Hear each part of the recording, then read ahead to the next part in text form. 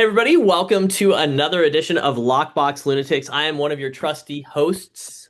Hosts, that's such a weird word. Anyways, Steve Lambert, I'm up here in Kennewick, Washington with Exit Realty Tri-Cities Life in Kennewick and my trusty other co-host, Mr. Chad Kamp. How are you doing today, Chad? Well, I'm doing pretty good. How are you doing? You know what? I can't complain. It's a semi-beautiful day out today. We've had a couple sunny days, so I've gotten a little bit of vitamin D. Makes me a little bit happier inside. No, that's perfect. That's what we love the sun about, or love about being in Phoenix anyway. The Phoenix metro area is the sun and all the vitamin D that we get on a daily basis. Hey, what do you think about last week's episode there with Mr. James Rowlett? Wasn't that phenomenal? Dude, that was so cool. It was very, very cool. We're gonna have him back on for sure. We got to do that. We got to pick up on that. There's so many nuggets that he dropped out there, but there's so many things that we could really dig into that are going to be super beneficial, not only for realtor partners and people that listen to this on our podcast that are realtors, but also clients, and different consumers, buyers, and sellers. There's a lot happening behind the scenes that might be seamless to them, but could be impacting their overall experience within real estate.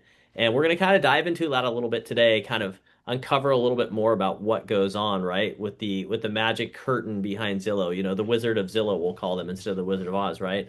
And the Right. things that they do that impact the real estate industry and business. So, Yeah, one thing that I really appreciate is, his willingness just to kind of, like you said, pull back the curtain. There's not a lot of agents out there that like to speak, honestly and directly about certain aspects of the industry. They feel like they need to maintain some air of mystery, like Oz, right? The yeah, wizard. yeah, And whenever you start getting it down, when you cut to the bottom, when you cut to the chase on these matters, not all these things are beneficial, right? So, I mean, there are some things out there in the industry that a lot of agents are, they promote open houses. yeah. Okay. Who's the open house for? Is the open house for the seller or is the open house for the buyer? Right. And so when you cut to the chase and get to the bottom line, yes, you want to expose the house that you've got listed to as many people as possible.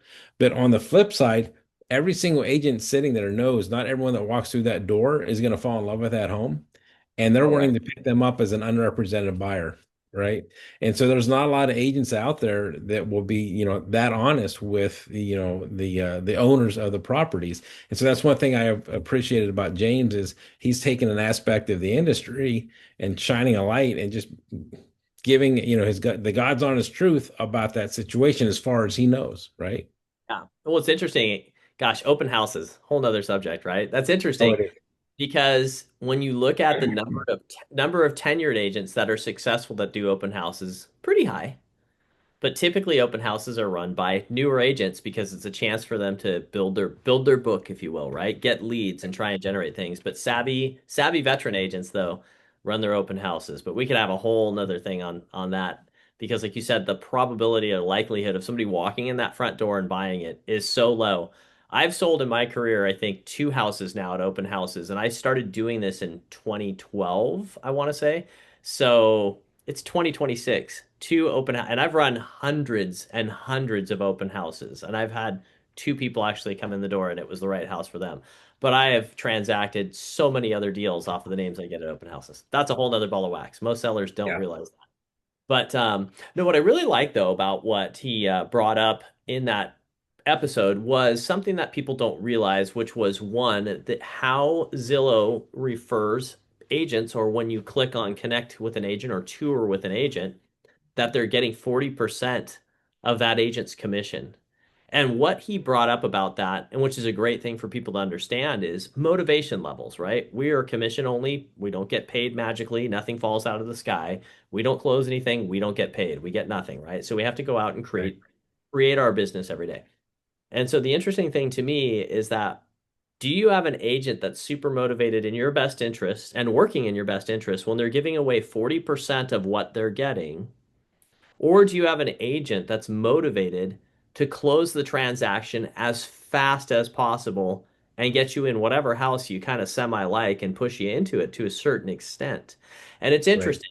And I'm not trying to like, I want to be clear here. I'm not bad mouthing Zillow in the way that I'm trying to be like, oh, I'm anti Zillow. I think Zillow was genius. They were smart. They saw an Oh, yeah. opportunity and they took advantage of it, and they've done very well with it. They've been very smart and very savvy. But it's Right, interesting. but let's not kid ourselves. You know, there again, Zillow is out for Zillow. They're Oh, not out for the consumer, 100%. they're not out for the agent. It's a service that they provide that, agents can utilize to further their business to help service clients. So, guaranteed there's agents in Zillow and their network that do a phenomenal job for the consumer, for their clients. Oh, Um, absolutely. yeah, Absolutely. it's just a matter of, just a matter of these consumers not recognizing how that beast actually works, right? And Right. so, and so, we look at the pros and the cons of, of Zillow, and the question that is begged, that we're asking is, does Zillow help consumers or does Zillow harm consumers, right? And so, Yeah. you got to Double-edged analyze. sword. I feel like that's a double-edged sword, really, right? I do. I mean, do they help bring houses in front of more faces or eyeballs? Sure, they Oh, do. certainly. Yeah. But does it help? Does it? And when you look at a seller perspective, right? They have tools on there, like Rowlett was saying, where hey, we're going to help you negotiate a better deal on this house. We're going to give you ideas on how to like get a better deal, lowball this house, or knock the price down, or whatever, right? So right out of the gate, I mean, they're definitely biased towards the buyer, yet they're relying on the seller's product to drive the buyers to their site, and then they're making money off the agent's advertising to promote their own listings, and they're taking 40% of that on top of while they're advertising or advising the buyer on how to get a better deal. It's a very convoluted system. It's pretty fascinating, It and is. I never really looked at it as in depth until he brought up what he did. Yeah. Yeah. And that's one thing, with his background, with what he, used to do from a professional perspective, you definitely see where he takes deep dives from Yeah. a, historical perspective, not historical, but just from his line of work. He had to take deep dives into everything. And that's what he did. And so he's now shining the spotlight on some of these issues. I don't have in Zillow, I don't have the ability from, at least in my market, that I could see to where they would guide me on how to make offers, right? And you looked it up in your area. What was the tab that you were looking Tab under? on there. It was offer, think about how to do offers, but it said it wasn't Right. it said not available. So it's probably very market specific, I'm guessing. I don't know Right. which markets. You're in a very big market compared to me, and I thought maybe it'd be in your market. Maybe they're backing off on that. I don't know. Yeah. Well, and I'd imagine, especially, with who owns those listings, right? It's going to be the MLS and the listing agents. So you can imagine the backlash, that they would have if they were to open that up 100% across the board, to where agents say, "Hey, we're providing you these listings, and you're telling the consumer how to come in and lowball us or how to come in and negotiate against us." But realistically, Steve, you and I both know you can have a strategy. It's well, it's well played out in your head, but once you start implementing that strategy, you've got emotions in check, and we as agents, we're supposed to pull the emotions out of it. Some agents do a great job of that, and some just fan the flames, right? And so it depends on how emotional that buyer is, how emotional that agent is from your strategy perspective. Best, what's that saying? The best laid plans of mice and men, right? Yeah, it's kind of but that's like a whole nother episode there about It is. agent behavior with behind the scenes in the transaction. Oh my gosh, dude. Like Yeah. that's a whole nother thing. We're there to actually help facilitate the transaction, not get in the way. And I just laugh about that 'cause it's been a recent experience where um it was they were definitely getting in the way, right? And that's not our Right. goal. Our goal is to help people transact. But anyways, yeah, the thing is that I think people want to know as a consumer that they're going to a website where they can find a property, and when they click on contacting somebody, I think in their mind they feel like that, hey, I want to connect with the person that's going to give me the best background and information on this property. So that would be the person that knows it the best, which should be the listing agent, Could be. right?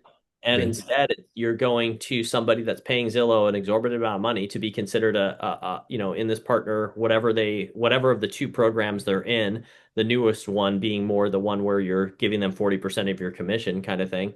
Um, and like I said, if I as a business person, as a broker, if I'm paying all that money to Zillow, well, what do I need to do? I need to recoup that every month, right? So they're referring a lot of people to me, but I'm not only but I'm paying them by giving them 40% of those deals. Well, I want to close as many deals as possible because I'm operating at a 40% deficit to my business operating costs because we are all independent brokerages. We're all independently licensed. Every single one of us are a small business walking around selling houses all day. We're Right. a small business, entrepreneurial small business. I'm taking a 40% hit on my income every single Zillow lead I get. Boy, how motivated am I to just say, "Hey, Chad, don't you love this house? Gosh, you love this house. We should really write this house up."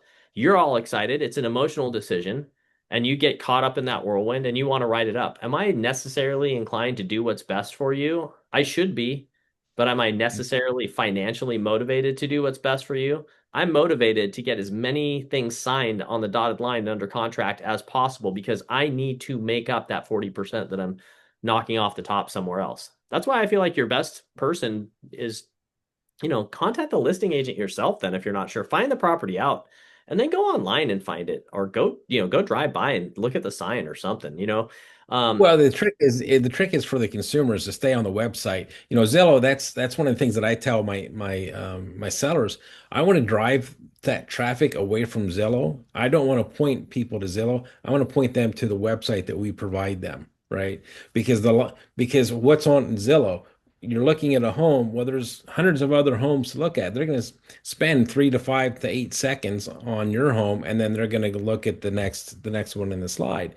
And so, from a listing agent's perspective, we don't want to point them to Zillow. We don't want to point them to Realtor.com, Homes.com, all those other sites that do a phenomenal job of getting homes in front of folks. We want to be able to pull them off as quickly as possible or not even point them there in the first place, right? And so the more time that they spend in Zillow, they're going to have to look specifically for the listing agent, not just contact the listing agent. And so typically they have to scroll around and spend a little bit of time on Zillow to find the right button to reach the listing agent that's going to have that pertinent information about the property, that's going to know, the motivation of the sellers, if they're going to be able to provide any type of motivation for the seller. Obviously, from a listing agent perspective, we're wanting to stonewall everybody and not show the motivation unless specifically instructed, hey, just go find somebody like right this instant, right? But outside of that, we would know the property, we would know the features, we would know the best things to go ahead and point out to those individuals that are inquiring about the home, right? Well, and a lot of times too, consumers might say, "Oh, well, sure, you want to go to listing agent because you want to get a chance to make more commission." Well, that's a fallacy. That's not always the case. There Right. are many agents that say, "Hey, if I end up representing both sides on this, we're actually going to get a discount on your commission because sometimes it's easier to deal with myself, right?" And other times you don't want to represent both sides. You do want that separation because you don't want it in full transparency. You want to make sure that you're protecting everybody's fiduciary interests. So people on the consumer side a lot of times think that, oh, I contact the listing agent, right? I am going to get a better deal. Sometimes, sure, the representation is different. Let's be clear about that so that people aren't thinking that we're trying to Mickey Mouse anything around. There is different representation and different legalities and ethical issues that you have to work around and be clear about, and everybody has to be on the same page with. But when you're looking at a property initially, though, as a listing agent, I don't mind if a client calls and wants some information. Then I say, "Hey, are you working with a broker?" "Yeah, I've got one." "Awesome. What's their name?" Let me call them and introduce myself so they understand that you're interested in this property. I want to make sure that we're helping to facilitate a sale, right? Right. So I don't think it's bad to have, I don't want people to think that we're saying it's bad that they're getting directed to a buyer's agent. I think having a buyer's agent is great, but specific information on a property and on a listing should go to the listing agent. You should be contacting them. Like you said, we're best prepared and educated on that property and how to help answer people's questions on that property. And that's where I think people get really confused in the portals. There's a lot of the portal wars we joke about within the industry, but it's a real thing, because there is a lot of confusion cast out there. Homes.com, their whole thing is we specialize in sending it to, we want to make sure you connect with the listing agent, but they do have buyer agent opportunities available. Realtor doesn't, they tell you who it's by, but you can connect with whoever's buying leads, right? And that's how all these things, a lot of these guys operate. Um, Zillow has become a big talking point though lately because they're affiliated with a lot of other things, right? They've got mortgages affiliated and they're getting some hot water on that with steering and a bunch of other claims of steering. I'm not saying they are claims of steering. And so there's just a lot of other things on there that are not always necessarily operating in the best interest of the consumer while they're trying to create kind of a one-stop shop, I guess, right? But there's Right. dangers in that too. Yeah, there certainly is because you have, like you had stated, you've got mixed loyalties, right? Hmm. And that's always going to be a cause for concern. You were referencing, the listing agent. One thing I love that you do, and I try and do as well, is hey, who are you working with from a buyer's agent perspective, so I can reach out to them, let them know you're interested. I don't think a lot of agents, do that because realistically, our job is to sell. I think agents get hung up on the fact that, well, that's a missed opportunity. That other agent should be calling me, have your agent call me and we'll talk, right? As opposed to being proactive and reaching out and saying, hey, I just wanted you to know, I just got off the phone with these guys. Their motivation level might be high. So you might want to get them through this house, right? Yes, Because because as a buyer agent, a lot of times your clients aren't telling you what they're poking around at and looking around, and they may find oh yeah, something that they really like, and it helps. I love if I have an agent call me and say, "Hey, they just came and checked this out." I'm like, "Cool, thank you for that information. It's helpful, right? yeah. It's a good thing." It is. It is. But as far as Zillow is concerned, you're right. They are trying to start a beginning and ending experience, front end and back end experience for the consumer. And that's, in this industry, there are so many components, from the lending side. Home inspectors are they going to get into home inspections? Right? Right? Are they, from a title perspective, are they going to start driving folks to their title company? There's so many facets from a limited door representation situation that can come back and bite a lot of people in the derriere, Yeah, right? 100%, absolutely. Well, Yeah. it's interesting because we're seeing a lot of consolidation within our industry Oh at a yeah, record definitely. rate, at an absolute record rate, right? And is that good for a consumer? I mean, there's parts of it that could be good from an efficiency standpoint, possibly. Are there a lot of opportunities for consumers to be unknowingly and unwittingly misdirected? Potentially. I'd say it's definitely higher. Right. Because once they're in that ecosystem, they feel a sense of I kind of have to stay in that ecosystem. And we've all seen this start with like 2 years ago, right? With the lawsuits, the commission lawsuits, and ever since then, we've had a little bit of the Wild West in real estate, right? And Yeah. like I said, I don't know if a lot of consumers see that. They obviously probably don't see that behind the scenes, but it's a lot of Wild West right now, and it's not necessarily good stuff for the consumer, you know? And I Yeah, think exactly. that's and I think that's where we're seeing that concern. You and I have been in this business long enough to see a lot of bad actors show up at certain times. And right now there's a lot of weird stuff happening in the background that I don't think would be there if things were not as consolidated as they're getting. This consolidation brings about a really interesting dynamic and vibe that I haven't experienced in the industry before because it's been very, very independent. Right, right. Yeah, and with RESPA, out there, there's a lot of things that you need to disclose from a affiliated business perspective. Mhm. Right. So if you're going to make money off of them three different ways, you need to let them know you're making money off of them three different ways. Right. And they need to know how much money you're making off of them. So whether it's you've got ancillary services for a title company or lender, even home warranty companies, so that's just things that the consumers, need to be advised of. Right. Because, as broker owners, we're always trying to increase our bottom line. Let's be honest. We're in Mhm. business to make money. We're not a nonprofit. We don't have, big money backing us on that front. But also, we still, to be able to sleep at night, we need to ensure that we're taking care of our consumer first and foremost. You bring up a great point because Is that a good? Let me ask you.